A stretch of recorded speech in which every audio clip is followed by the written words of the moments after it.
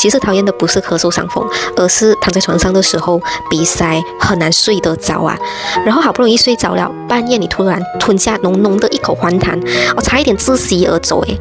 30岁以前，只要吃1-2颗药，再加上好好休息，第2天就会好到七七八八了，基本上是没有什么困扰的。30岁以后，尤其是状态最差的那一段时期，这样子的情况哦，基本可能要维持一个5天啊7天的时间。